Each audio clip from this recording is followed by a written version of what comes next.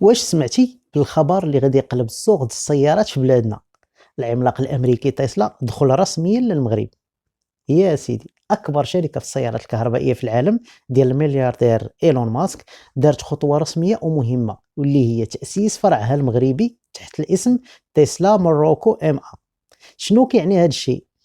ببساطة الدخول الرسمي للسوق المغربي ما بقاش إشاعة، ولكن ولا واقع قانوني، وهذه الخطوة كتكون عادة بداية قبل ما الشركة تبدا تبيع وتفتح لي شوروم وتطلق الخدمات ديالها في السوق المحلي.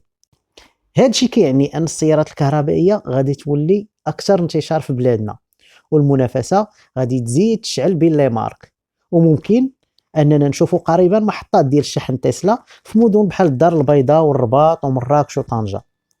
الشيء اللي غيخلي المستثمرين والمنعشين العقاريين يبداو يفكروا في لي بورن دو ريشارج داخل الإقامات والمشاريع الجديدة.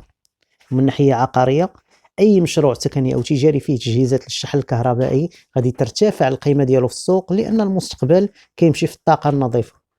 المغرب اليوم كيتحول لمركز مهم في إفريقيا، خاصة في مجال الطاقات المتجددة، ومع الدخول ديال تسلا الرسالة واضحة: السوق المغربي ولا جذاب للاستثمارات العالمية الكبيرة.